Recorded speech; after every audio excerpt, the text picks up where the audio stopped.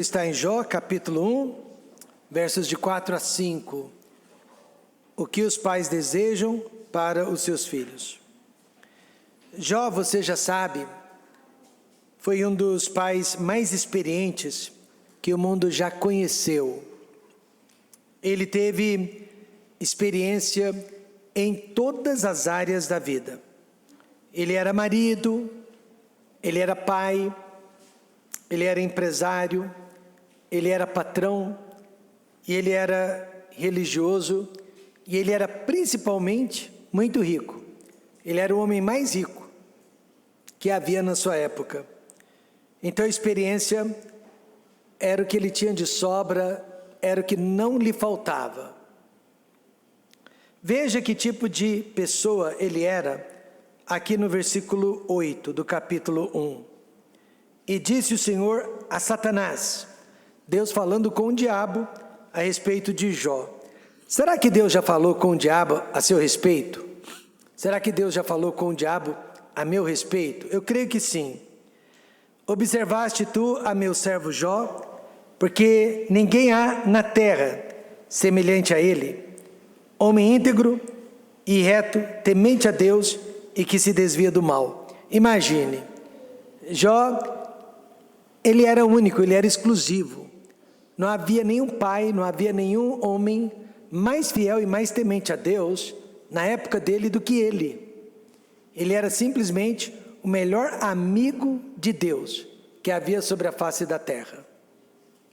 Precisamos observar que a primeira riqueza na vida de Jó era a família. Ele era o homem mais rico do mundo, mas a sua primeira e mais importante riqueza era a família. Veja só o versículo 1 e 2. E nasceram-lhe 7 filhos e 3 filhas. E o seu gado era de 7.000, e o seu gado era de 7.000 ovelhas, 3.000 camelos, 500 juntas de bois e 500 jumentas. Eram também muitíssimos os servos a seu serviço, de maneira que este homem era maior do que todos os do Oriente. E apesar de todas essas riquezas, a maior riqueza de Jó era a família. Eu acho que conheço a maioria de vocês que frequentam a nossa igreja. E sinceramente eu não saberia dizer quem dentre vocês é a família mais rica e quem dentre vocês seria a família mais pobre. Até porque eu não tenho acesso a essas informações. Eu não sei absolutamente de nada a respeito dos dízimos e das ofertas que são arrecadadas na nossa igreja. E mesmo os nossos tesoureiros já foram instruídos a não prestarem atenção nisso. Porque eu sempre acreditei que as suas ofertas, seu dízimo, sua promessa de fé para missões, é algo bastante particular, privativo, é algo somente entre você e Deus. Você não precisa ser reconhecido por isso, e ninguém precisa saber, além de Deus, o que você está fazendo pela causa do Evangelho. Então, sinceramente, eu não sei qual que é o poder aquisitivo de cada família e de cada irmão de nossa igreja. Mas, se eu fosse escolher hoje de manhã o homem mais rico dentre nós, eu diria que é aquele com o maior número de filhos. É aquele com o maior número de filhos. A Bíblia diz, que enche dele a sua aljava. Deus sempre defendeu o maior número de filhos possível dentro de uma família. Eu sei que nossa cultura tem nos ensinado o contrário, enquanto que nós do Ocidente estamos produzindo no máximo 1,5 filho, não chega nem a 2, hein? 1,5 filho por família. Os muçulmanos, eles estão tendo no mínimo 10 filhos por família. Não é à toa que na Europa os países estão perdendo a sua identidade de Ocidente para o Oriente. A França literalmente já é um país muçulmano. A Inglaterra está caminhando para o mesmo destino. Alemanha, Itália, todos esses países, uma vez ocidentais, estão se tornando países muçulmanos. Justamente porque pararam de ter filhos. Mas a religião muçulmana nunca parou. Jó tinha 10 filhos, 7 eram homens e 3 eram meninas. E a Bíblia mostra que ele era um pai bastante preocupado com a sua família. Seus filhos eram muito mais importantes que o gado. Seus filhos eram muito mais importantes que os jumentos. Seus filhos eram muito mais importantes que os servos. Jó era um homem de família. Ele priorizava a sua família, assim como eu e você deveríamos priorizar também. E através de suas prioridades, Jó demonstrava, irmãos, o que ele desejava e o que ele esperava de cada um de seus filhos. Ou seja, todos os filhos podiam ver que Deus e podiam ver que a família viam em primeiro lugar na vida de seu pai. Hoje talvez os filhos vejam que o trabalho vem em primeiro lugar, que os parentes, avós, tios e tias, cunhados e cunhadas, vêm em primeiro lugar. Talvez eles estejam vendo que a diversão vem em primeiro lugar. Os passeios vêm em primeiro lugar. Mas no caso de Jó, os filhos não tinham dúvida. Deus e a família vinham em primeiro lugar. Quando minhas filhas nasceram, eu fiz uma lista do que eu desejava que acontecesse na vida delas. E pela graça de Deus, eu diria que tudo tem se concretizado. Faltam poucos itens, mas a maioria do que eu listei tem se concretizado. E primeiro de tudo, eu queria que elas fossem salvas e eu queria que elas vivessem para a honra e a glória de Jesus Cristo. Mas não adianta, meus irmãos, não adianta nada desejar o melhor para os seus filhos, enquanto que nós, pais, não estamos vivendo o melhor para Deus diante da vista deles. Não adianta você querer que seus filhos sejam consagrados a Deus, quando nós, pais, não conseguimos essa própria consagração na nossa vida. Então, o que Jó desejou para os seus filhos, e que nós deveríamos desejar também para os nossos? Primeiro, a salvação de nossos filhos.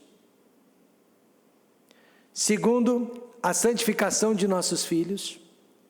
E terceiro, a saúde de nossos filhos. Todos nós pais queremos ver nossos filhos salvos, santificados e saudáveis. O problema é que nós invertemos a ordem de importância e colocamos a saúde deles acima da salvação e acima da santificação. E não deveríamos fazer isso. Esta é a ordem de importância do que cada pai deveria desejar na vida de seu filho. Tudo começa com a salvação de nossos filhos. Verso 5. Porque dizia Jó: talvez pecaram meus filhos e amaldiçoaram a Deus no seu coração. Ele estava dando o benefício da dúvida para os seus 10 filhos. Mas ele era apenas muito educado. Com certeza seus filhos haviam pecado. Com certeza os nossos filhos pecam e irão pecar. Do que adianta colocar um filho no mundo, mas quando ele morrer, e ele vai morrer, nenhum pai gosta de pensar sobre isso. Do que adianta colocar um filho no mundo, mas quando ele morrer, for para um lugar chamado inferno. Melhor seria nunca ter tido aquele filho. Melhor que aquela criança nunca tivesse vindo ao mundo, nunca tivesse nascido. Por essa razão, a salvação de seus filhos era a maior preocupação. A Bíblia diz que Jó se preocupava com isso continuamente. O final do verso 5 diz: assim fazia Jó continuamente. Ele não parava de pensar sobre este assunto. Eu e a minha esposa já sentimos a dor de 2 abortos espontâneos. No primeiro, a criança já havia sido formada no útero. A criança já estava com todo o seu corpinho formado. Se fosse o caso, daríamos até para ter sabido qual era o sexo da criança. E ela, no entanto, sofreu um aborto espontâneo e aquilo machucou muito, doeu muito. Mas a minha esposa sempre fazia essa oração, quando sabia que estava grávida. Senhor, não deixe nenhum filho nascer, se o Senhor já sabe de antemão que ele ou ela não será salvo neste mundo. É uma oração difícil, mas é uma oração necessária. Nós vamos um dia conhecer 2 filhos no céu, mas graças a Deus nós não vamos conhecer nenhum filho no inferno. Jó não tampava o sol com a peneira. Ele conhecia muito bem a natureza de seus filhos, pecadores e blasfemadores de Deus. Como pai, ele queria então livrar seus filhos de 2 práticas que impediriam a salvação deles: a prática do pecado e a prática da rejeição. Verso 5, porque dizia Jó, talvez pecaram meus filhos. Talvez não, eles pecaram. Eles queriam viver na prática do pecado. E a prática do pecado vai impedir a salvação. A expressão pecaram que Jó usou significa erraram o caminho. Isso quer dizer que Jó não ficava apenas na oração, ele também ensinava o caminho verdadeiro para os seus filhos. Nós conhecemos vários casos de filhos que foram bem ensinados em seus lares. Eles cresceram nas igrejas, foram bem ensinados nas igrejas. Todavia, quando tiveram oportunidade, eles se desviaram do caminho da igreja, se desviaram do caminho cristão, escolheram o caminho errado. Isso está sempre acontecendo. Mas Jó não queria que acontecesse com os filhos dele. A Bíblia diz, irmãos, que Jó se levantava de madrugada para interceder pela salvação de seus filhos. Quantos pais se levantam de madrugada para orar pelo destino, pela salvação de seus filhos? Já é difícil, trazer os pais à igreja. Imagine então convencê-los a fazer vigília em favor de seus próprios filhos. Alguns anos atrás, uma jovem senhora da igreja não conseguiu dormir durante toda a noite. Ela perdeu o sono. Ela ficou preocupada com a salvação de seus filhos. No dia seguinte, ela me telefonou e disse que estava muito preocupada com a salvação, com o futuro de seus filhos, porque ela podia perceber uma tendência por parte deles a viver na prática do pecado. Ela percebia que o pecado estava tentando dominar a vida de seus filhos, que na época eram adolescentes. Eu aconselhei, irmã, fique firme na igreja, custe o que custar. Irmã, exija respeito de seus filhos. Não admita nada de errado na vida deles. E ela fez isso, sozinha, sem o apoio do marido. E hoje, meus irmãos, apesar de todos os altos e baixos pelos quais a sua família passou e tem passado, seus filhos já se formaram na área de medicina, na área de odontologia, e apesar de todos os pesares, eles têm o temor de Deus e continuam na igreja. Por quê? Porque tiveram uma mãe que não abriu mão deles. Amém, irmãos? Uma mãe que não abriu mão de seus filhos. Então o segredo com os filhos é nunca se distrair e pensar, porque são seus filhos, eles não vão errar o caminho. Por essa razão, assim fazia Jó continuamente. Ele era o melhor dos seres humanos que havia na terra, e nem por isso ele acreditava em si mesmo. Nem por isso ele acreditava que seus filhos seriam como ele. Mas a Bíblia diz que continuamente ele se preocupava com a salvação de seus filhos. A educação Paulo Freire diz que a criança é um ser livre e que, portanto, deve se expressar livremente, de acordo com seus desejos, sem a ingerência dos adultos, sem a fiscalização dos professores. E é por isso mesmo, que hoje em dia há professores apanhando de alunos, há pais apanhando de filhos, há filhos batendo em pais, porque esse ser livre, ele é um pecador por natureza, que precisa ser ensinado e que precisa de limites. Já sabia disso. Ele sabia que os seus filhos eram pecadores e não anjinhos. Ele sabia que tinha a obrigação de ensinar o caminho certo e condenar o caminho errado. Mas para isso ele tinha que ser exemplo acima de tudo. Eu creio que essa é a maior dificuldade dos pais. Todos querem ensinar os seus filhos. Todos querem ver os seus filhos bem-sucedidos. Todos querem ver os seus filhos crescendo na igreja. Todos querem que seus filhos sejam salvos. Mas aí quando chega a vez deles de dar o exemplo, aí é onde existe muita dificuldade. Se você nesta manhã deseja que seus filhos sejam salvos, você vai precisar condenar o pecado na vida deles, e principalmente na sua própria vida. O pecado é feio, o pecado é sujo, o pecado levou Jesus Cristo para a cruz do Calvário. Então, meus amados irmãos, o primeiro desejo dos pais é que seus filhos sejam salvos. Mas além do pecado, Jó também se preocupava com a prática da rejeição, porque ninguém vai ser salvo rejeitando. Então, a prática da rejeição impede a salvação, verso 5, porque dizia Jó: talvez pecaram meus filhos e amaldiçoaram a Deus no seu coração. Amaldiçoar ou blasfemar, literalmente quer dizer rejeitar. Então, Jó tinha receio que seus filhos viessem a rejeitar a Deus, por meio dos pecados, por meio das blasfêmias. É fácil perceber quando os nossos filhos estão rejeitando a Deus, não querem mais vir à igreja, não querem mais ler a Bíblia, não querem mais orar, não querem mais obedecer aos pais. Tudo isso são sinais que eles estão emitindo, que já estão rejeitando a Deus. E você sempre rejeita algo por outra coisa, você nunca rejeita a Deus e fica isento. Se você rejeita a Deus, é porque você está colocando algo no lugar de Deus. Jó tinha medo que seus filhos rejeitassem a Deus pelos prazeres da carne, pelos prazeres do mundo. Veja o verso 4.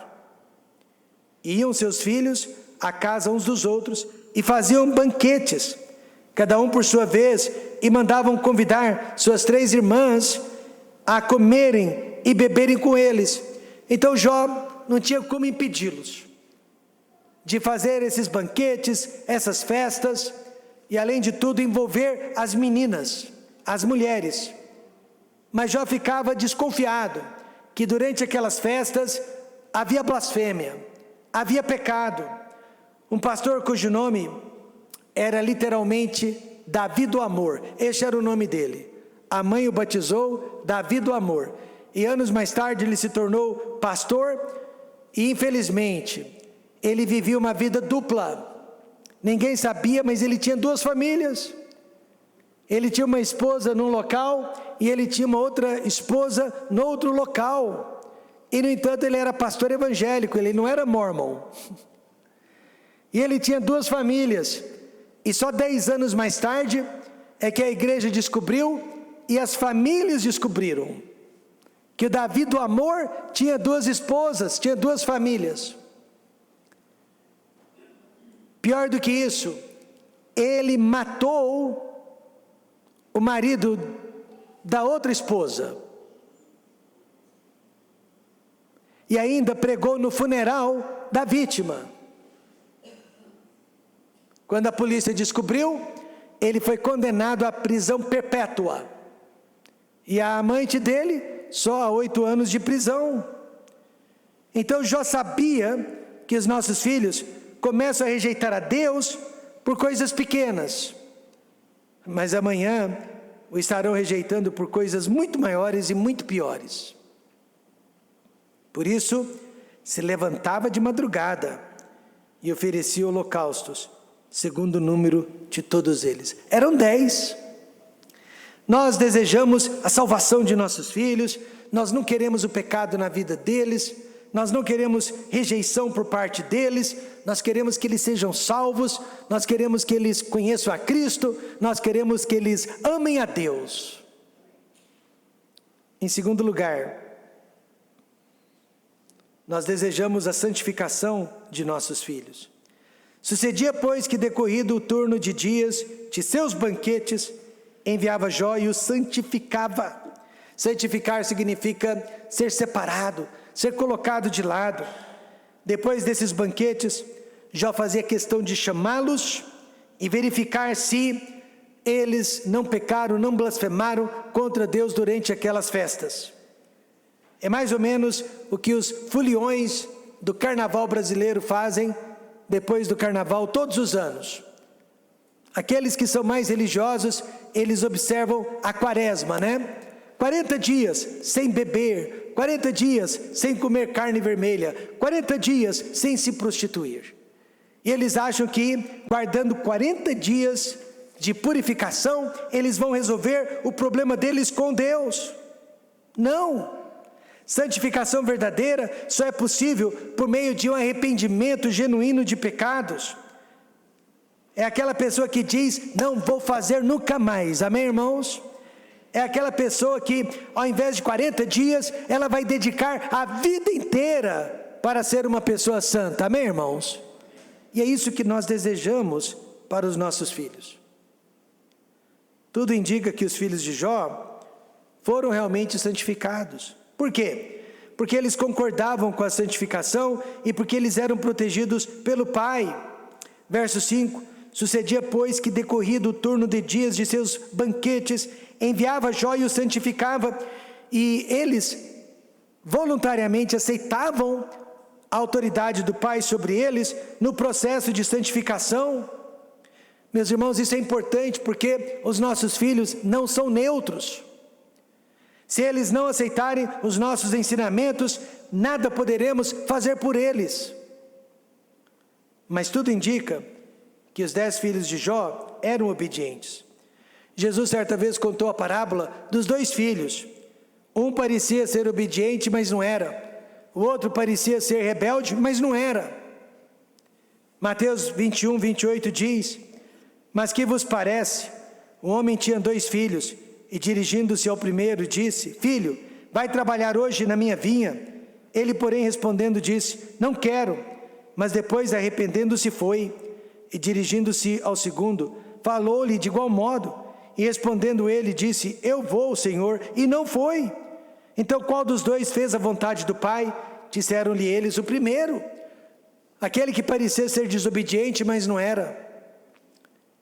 E nesta manhã, nós queremos os melhores filhos do mundo, quando nós não estamos sendo os melhores pais do mundo. Nós queremos que eles sejam santos e separados, quando nós não estamos sendo santos e separados. Nós queremos que eles amem a Deus, e que se envolvam na obra de Deus, quando nós não amamos a Deus, e não nos envolvemos na obra de Deus. Então o que eu quero dizer nesta manhã, e isso, meus irmãos, é conhecimento público e notório, é que eu e você não podemos esperar nada de nossos filhos que Deus não possa esperar de nós.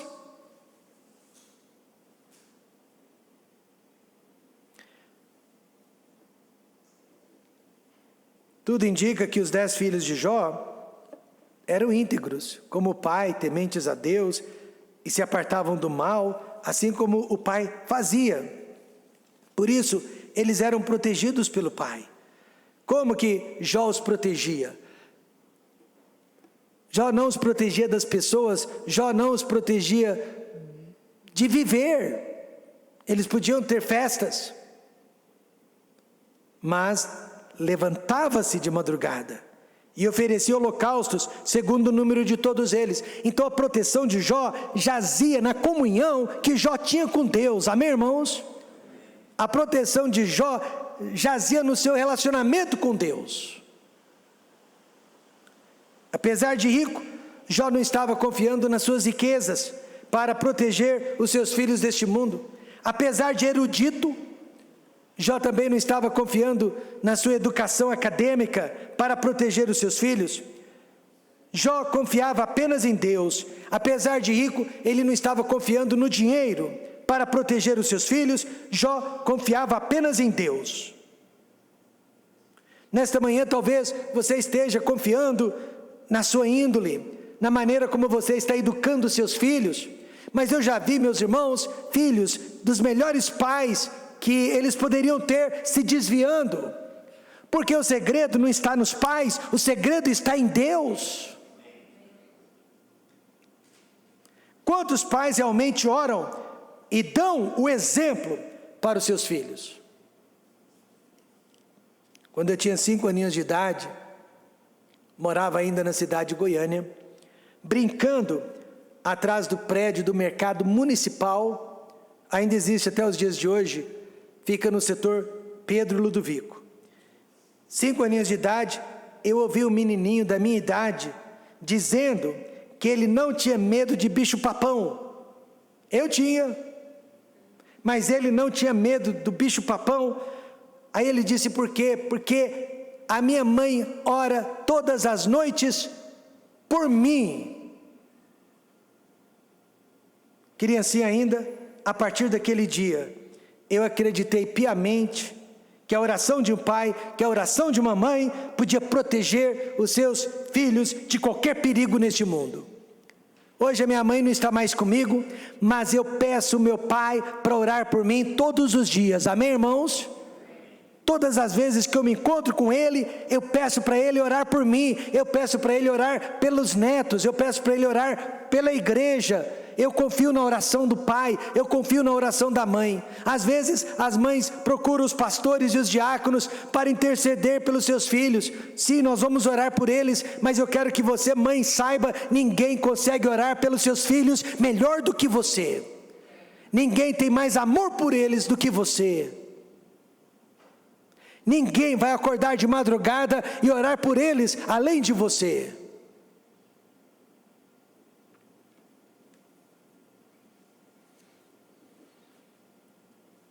O que devemos desejar para os nossos filhos? Salvação e uma vida de santificação. Mas nós devemos desejar também a saúde dos nossos filhos. E nesta ordem. No meu tempo, nós trazíamos o bebê recém-nascido para a igreja no mais tardar, na 2ª semana de vida. Com o passar do tempo, os médicos pediram para não sair com a criança no 1º mês. Agora estão pedindo 3 meses. E vai chegar o tempo que eles vão falar 6 meses. E 1 ano. Porque os pais estão realmente colocando a saúde em primeiro lugar. Assim o fazia Jó continuamente. Já sabia que o melhor seguro contra o sofrimento e a morte prematura de seus filhos era uma vida de fidelidade a Deus. Ele amava os seus filhos e jamais queria perdê-los.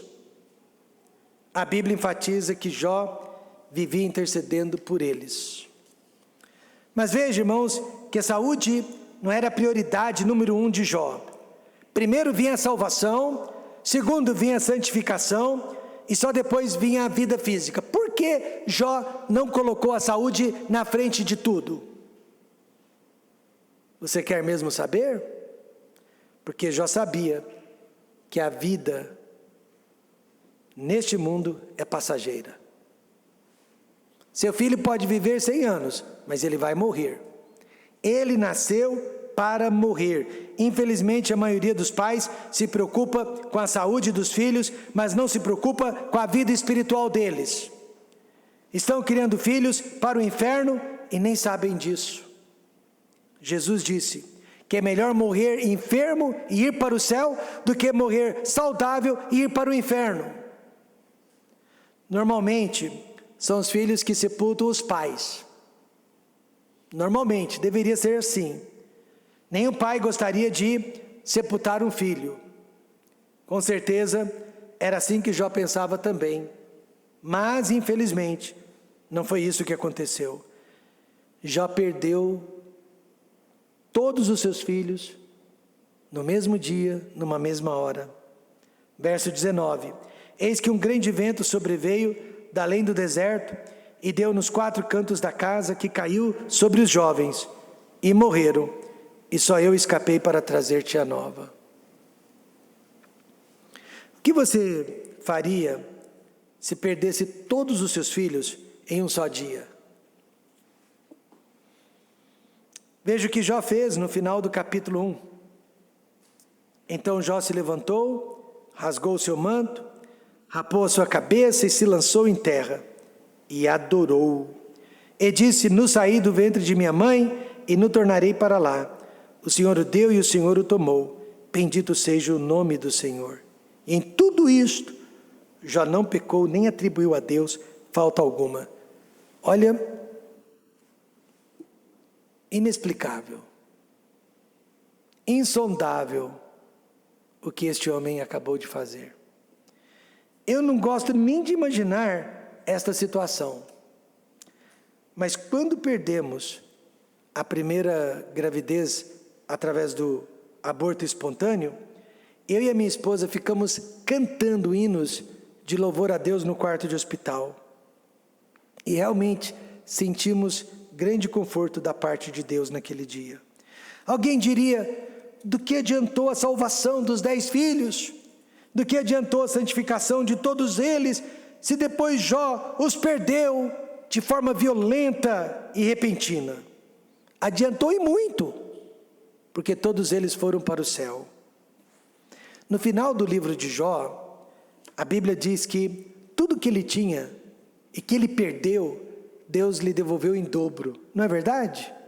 Então, o que ele tinha de gado, Deus lhe deu 2 vezes mais. O que ele tinha de jumento e de ovelhas, Deus lhe deu 2 vezes mais. O que ele tinha de dinheiro, Deus lhe deu 2 vezes mais.